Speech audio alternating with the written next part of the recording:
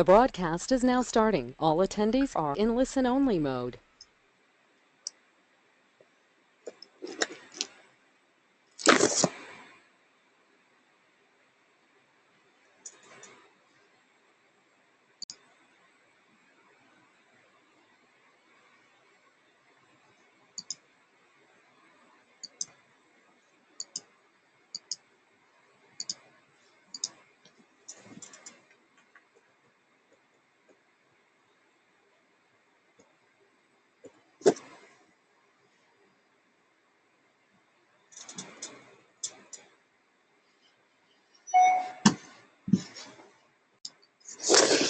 Well, good morning, everyone. Thanks for sharing a brief part of your Saturday morning with us. We've got some great information to share with you here this morning, and just wanted to let you know a couple of housekeeping things before we get started. On the right-hand side of your screen, you should see a control panel. And in that control panel, you should see a box called questions. So throughout the webinar, if you have questions, simply click on that button, type your question in, and we'll get to it at the appropriate time during the webinar. Again, we thank you for coming, and we're going to go ahead and get started here in just a minute. Got a little ahead of myself here with the slides. It's Saturday. We do have a handout down at the bottom of your control panel. You see it says handouts 1 of 5. Cuba frequently asked questions. This is straight from the Treasury Department, so you can print that out later. If you have difficulty downloading it, just send us an email, and we will get that emailed right out to you.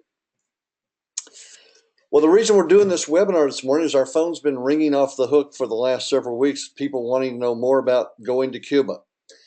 And so we decided to put this webinar together because you can't just pack your swim trunks and snorkel and head on down, okay? There's some pretty strict guidelines for travel to Cuba. But this all originated back last December when the United States and Cuba agreed to restore commercial airline service for the first time in over 50 years. A definitive agreement was signed in early January of this year, paving the way for Americans to more easily gain access to the island of Cuba. The agreement basically allows the United States to allow air carriers to offer up to 20 flights per day to Havana and 10 to each of the other 9 international airports in Cuba. But first, I'd like to get through a few questions that we've been getting. I'm sure these may be front of mind with you as well. And so I thought I'd run through the list of questions that we've been getting and provide some answers. The first one is, can I fly to Cuba now? Well, yeah, but only on a charter plane right now. The United States hasn't decided yet and is expected to decide by the middle of this summer which airlines could operate services to Havana and the other international airports, and from what cities in the United States. Can any U.S. citizen go to Cuba now? Americans can go to Cuba so long as your trip falls into one of 12 specific purposes. These purposes include visits to close relatives, academic programs for which students receive credit, professional research, journalistic or religious activities, and participation in public performances or sports competitions. So, some pretty strict guidelines. Ordinary tourism remains off limits, and travelers are required to mark a box on the application to denote the purpose of your trip, and you're required to keep your records, get this, for 5 years. So, very strict guidelines. One of those opportunities is called people-to-people trips, and those are programs that typically fall into one of the 12 general licensed travel categories. They're the most popular way to go to Cuba right now because virtually anyone can join a trip, and your itinerary is all worked out in advance. and we're going to talk primarily about those types of trips today. Had a call the other day and said, when are the cruise ships going to start going to Cuba? And I assume this caller didn't have a TV because as of 2 weeks ago yesterday, uh, a new cruise line started by Carnival Cruises is sailing every other week to Cuba. We'll talk a little bit more about that in a moment. Somebody said the other day, well, who will care what I do when I'm in Cuba? I mean, my gosh. And I said, well, the senior officials at the Department of Treasury and Commerce will care for starters. Because as I mentioned previously, you are required to sign an affidavit saying that you're going to Cuba for a particular purpose. And if you go there and in fact end up spending a week on the beach, you'll be breaking not only U.S. but Cuban law. So uh, this is going to be a fun place to visit. It'll be a step back in time for everyone, but there are some guidelines that you have to follow. Where would I stay? Cuba has a real shortage, as you might only imagine, of high-end hotels, and that will become even more acute as the number of Americans traveling there increases significantly this year. Cuba tells us they have about 61,000 hotel rooms, and about half of those are 4 and 5 star ratings. I would caution you that a 4 or 5 star rating in Cuba is probably not the same as a 4 or 5 star rating in the United States. Can I use credit cards? Uh, at the present time, you can use credit cards, but only if you have a bank account in Cuba. Uh, ATMs are few and far between, and most establishments do not have the means to even process a credit card payment. So cash is going to be king for some time to come, and we're going to talk about cash and how to get cash and what kind of cash uh, a little bit later on.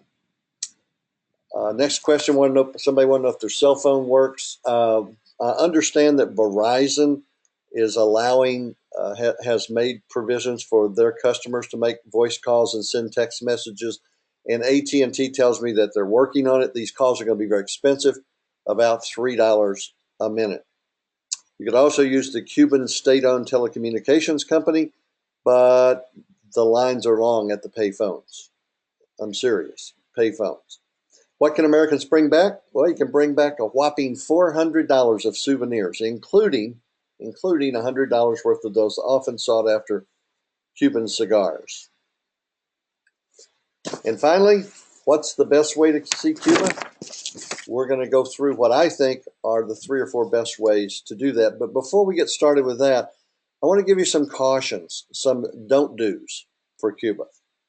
Number 1 is don't bring bling.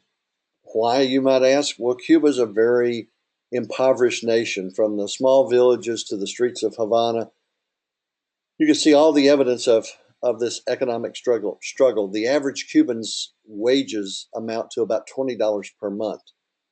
Now, you have to understand that because this is a communist country, many of their living expenses are subsidized. So it's not necessarily just $20 a month, but still, they're they'll be looking for ways to enhance themselves. So dazzling jewelry, designer watches, slick smartphones, and iPod buds you're just asking for trouble. Like anywhere else in the world, opportunistic street crime can happen when the haves flaunt their coveted belongings to the have-nots. So just leave your bling at home, and you won't make yourself so much of a target. Number 2, don't take pictures of police or soldiers. Why, you may ask? Well, number 1, it's illegal. Police, military, or airport personnel are off limits when it comes to photographs. The enforcement of this is erratic, but just try not to become a statistic. Whatever you do, don't talk bad about the Castros. And one of the interesting things about international travel is learning about other perspectives on global or local issues. Well, this is not encouraged in Cuba. Cubans have not been raised with freedom of speech, and government criticism is not tolerated. Although Cubans may talk amongst themselves, you as a stranger and a tourist do not qualify, and you will generate tension if you care to diss the Castros, the revolution, or communism in general, even in a casual conversation. These people don't know anything other than communism. Don't drink the water. This is like Mexico 30 years ago. I wouldn't drink anything there that you don't see opened yourself. Local tap water contains minor microbes that can cause stomach ailments, and in some cases even cholera or typhoid. So why take the risk when you're on holiday? Hydrate yourself with water from sealed bottles and even use it to brush your teeth. This way you only have excessive mojitos to blame for your upset tummy. I thought this was kind of funny. Don't blow your nose in public, which is probably a good tenet for us even here. If you have a cold or allergies, it's best to excuse yourself and take care of these things in private. Ditto for spitting in the streets, something most civilized people find disdainful anyway, but you will casually see people spitting and blowing their nose, and it is not acceptable in Cuba. Don't forget to bring along a few small gifts. We went to Africa a couple of years ago and took old T-shirts and old trinkets and trash, and you'd be surprised what people uh, will be enthralled about. Anything American, anything you can pick up at the dollar store, the little sample bottles of shampoo and fishing tackle and underwear and reading glasses and school supplies and toys, anything that you can bring to give to the locals will be greatly appreciated. Told you we're going to talk about currency, and this falls under the category of don't forget to count your change. Well, you see, here's the issue. Cuba has a dual currency system. The official currency that the locals use is called the Cuban peso or cup. However, Cuban convertible pesos are new on the scene. Those are called cucs, C-U-C, and that's the new tourist currency that most foreign visitors use. The American dollar used to be widely accepted in hotels and restaurants, but that all stopped in November of '04. Now, here's the important part. If you want to exchange US dollars for CUC, the Cuban convertible peso, there is both a tax and a commission charge, resulting in about a 20% immediate devaluation of your dollar. The US is the only currency that gets hit the extra 10%. For that reason, you're better off bringing euros, Canadian dollars, or pound sterling. Money should only be changed at a bank or official uh, exchange bureau. There are plenty of people offering to exchange with you in the streets. Be careful because they'll probably try to rip you off. So, currency is kind of a big issue because credit cards are not widely accepted unless you have a bank account in Cuba, which is our next slide. Don't bring your American Express or your Visa or your MasterCard or whatever. Matter of fact, MasterCard is currently being accepted in a number of locations, but there's an 11% fee attached to the transaction. So, and that is not even a widespread practice. So keep plenty of small bills on hand. Don't take hundreds and fifties down there. Take 20s and 10s and 5s. Don't take unlicensed taxis. One of the cool things that you'll see in Cuba is the 1950 vintage cars still in circulation on the streets. Some of these yank tanks, as they call them, even operate as taxis. The government licensed taxis are metered. Make sure they turn them on. But many of the private taxis are not, so you have to negotiate your fare up front. Watch out for these unlicensed taxis, though. They might be cheaper, but technically it is illegal to ride in them, and you may be setting yourself up for a scam or even a robbery. Of course, all drivers aren't out to get you, but better safe than sorry. And for my cigar smoking friends, don't forget them, but also don't forget, I love the ladies with the roses in their hair and cigars. You can only bring back $100 worth of them. which is kind of a bummer, especially when you consider that before the embargo was put in place by John F. Kennedy, he famously stocked up on 1,200 Cuban cigars before imposing the '62 embargo. So my best advice is take a bunch of non-cigar smoking friends with you so they can all bring back $100 worth of cigars for you. Okay, so what are the best ways to go? What are the best travel options? Well, those of you who know me know that I like to cruise, so definitely cruising is an option. A tour operator, and we're going to talk about a couple of those, or a private guide and driver, or some type of community service group that you might be traveling with. We're going to zero in on the first three today. First of all, the cruise.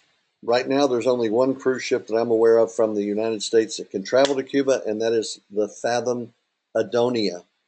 Fathom Impact Travel is a new arm of Carnival Cruise Lines, and they put this ship into place just to do this Cuba. They do Cuba one week and the Dominican Republic the next. This ship, for those of you who are cruisers, is very similar. It is a sister ship to the two smaller ships of Oceania, the three smaller ships of Oceania, Regent Cruise Line smaller ships, and Azamara cruises. They were all Renaissance ships prior to the bankruptcy of Renaissance Cruises some 13, 14 years ago. The thing I like most about the cruise is that you're going to get to see three different ports of call: Havana, Cienfuegos, and Santiago de Cuba. When your ship docks in Havana on Monday morning, your journey begins in earnest.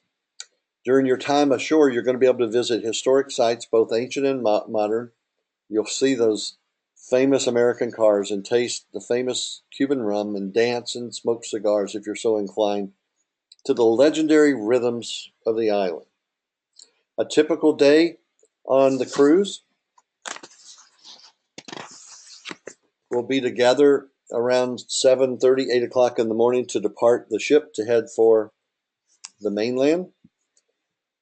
Early mornings, you'll be taking tours around the central city areas, 10 to 12, touring various monument locations. 11 to 3, a taste of Cuban arts and cuisine. So you'll have lunch and be able to meet some part of this people to people thing is you meet the people and you immerse yourself in their culture and learn about them. And then in the afternoon, you'll gain a sense of community and you'll spend time watching how the Cubans are preserving their arts, their culture, and their folklore. Around 5, you'll have a little therapy, little retail therapy, that is, every day, so you can do some shopping. And then back to the ship to unwind with cocktails and dinner, or you can stay in the city if you prefer and return to the ship at your convenience. So Fathom Impact Travel, a meeting of people and cultures, a real adventure to the real Cuba. 3 ports of call on a 7-night cruise round trip Miami. Prices start at $23.20 per person, and that of course includes your room and all your meals and entertainment that you partake of on the ship. Balconies starting at $33.50, and some limited availability for suites starting at $73.50 per person.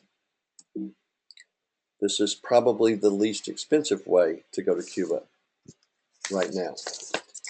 Option number 2, tours. First one is with Talc Travel, connecting people with cultures.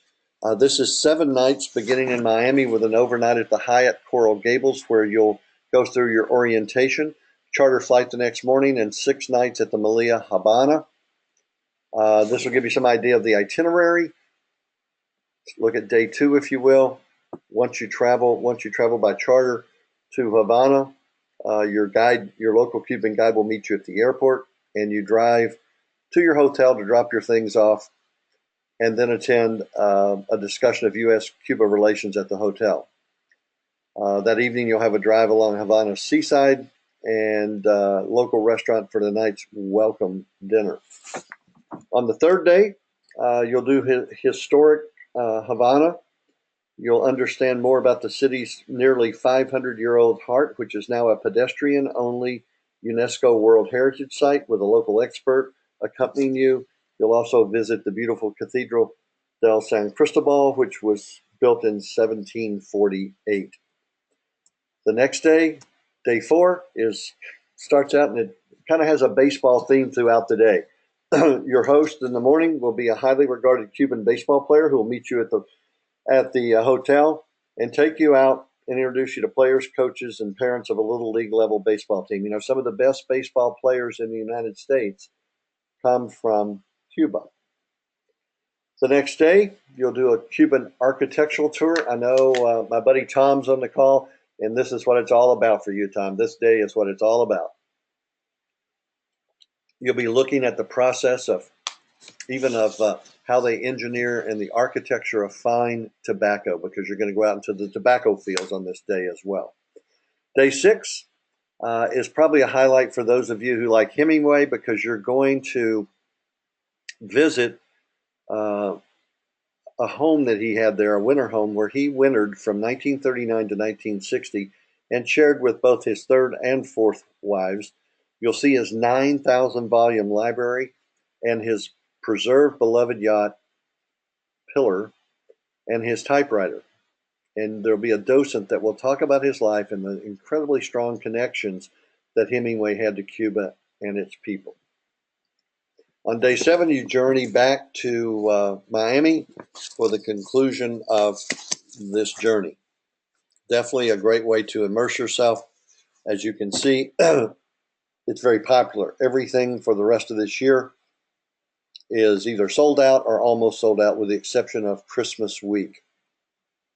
Next year, we already have 3 journeys that are sold out. And the pricing on this, I told you the cruise was the best bet. Pricing started at $2,320. Pricing with talc is $58 to $5,900. So much more expensive, and you're going to be staying on land versus on the ship. I think there's some advantages to staying on the ship as far as dining and a little bit more Americanization.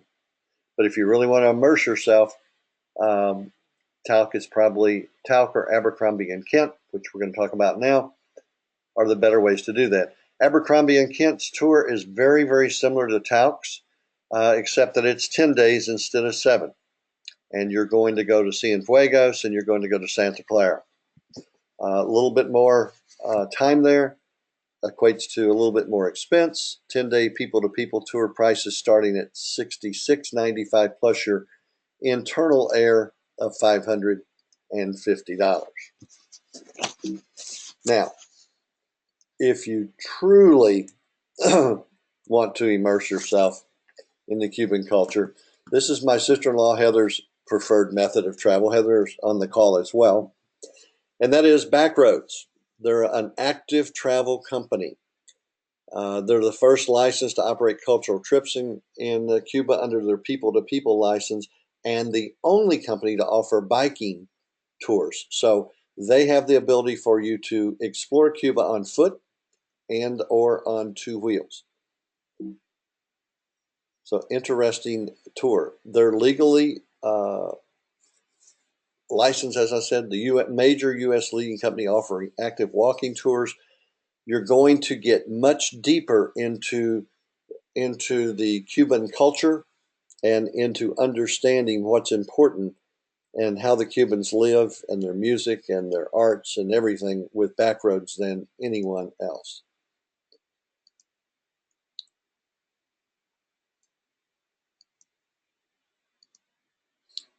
We do have availability from Backroads starting in November of this year.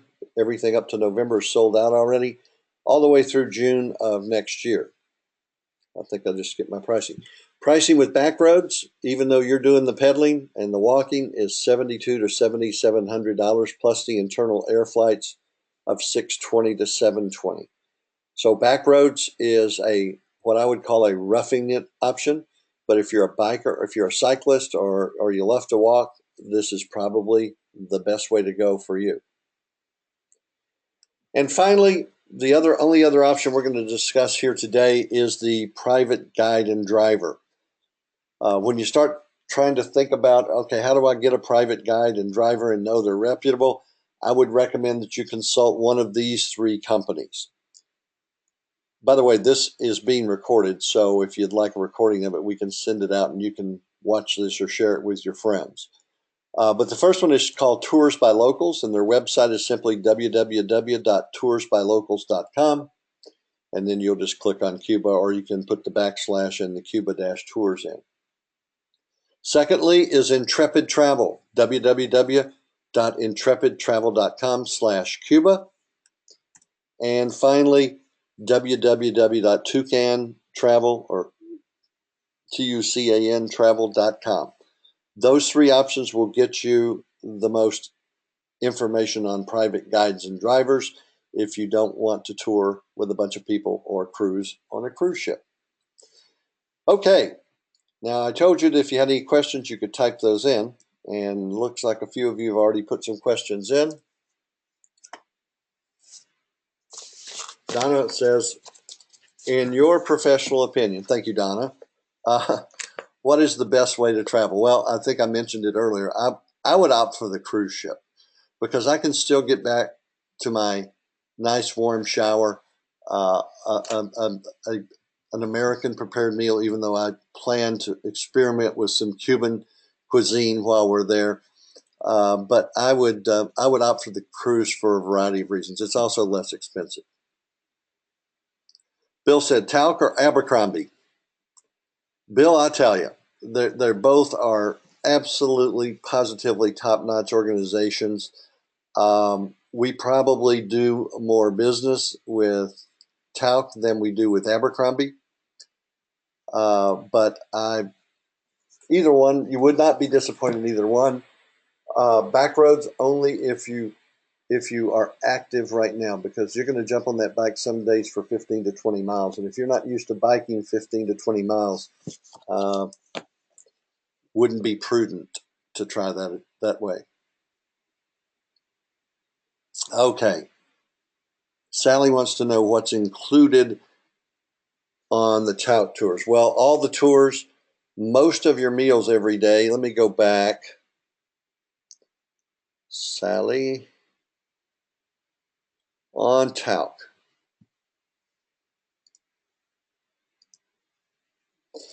The first day it's dinner only because you're arriving in Miami.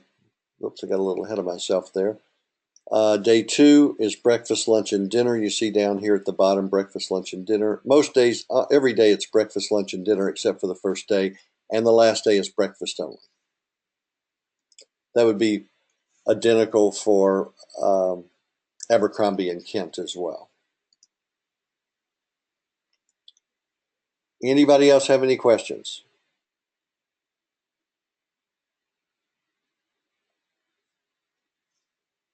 Questions? Oh, yeah, Larry, here you go. Here's the dates in 2017. And all of them have availability if they're white. They have limited availability if they're yellow. If they're pink, that means they're sold out. The rates are from $56.90, as you can see down in October of next year, to a high of $59.90. And again, that does include 3 meals a day, your hotel, all your tours, etc. Any other questions? I have 10:29, and unless I see a question pop up here in the next 15 seconds or so, I'm going to adjourn this. If you're on the line and you want a copy of the recording of it for some reason, simply send us an email and we'll send you the recorded version of this. If you have specific questions that you'd like to get answered today or tomorrow or Monday, not tomorrow, but Monday, just give us a call. There's our number, 844-776-4300. 844-776-4300. Thank you all for sharing a half hour of your Saturday morning with us. And if you do need anything additional, please reach out by email, by phone, or whatever preferred method of communication that you have. Smoke signals work. Take care. Have a great weekend. Thanks for coming. Bye for now.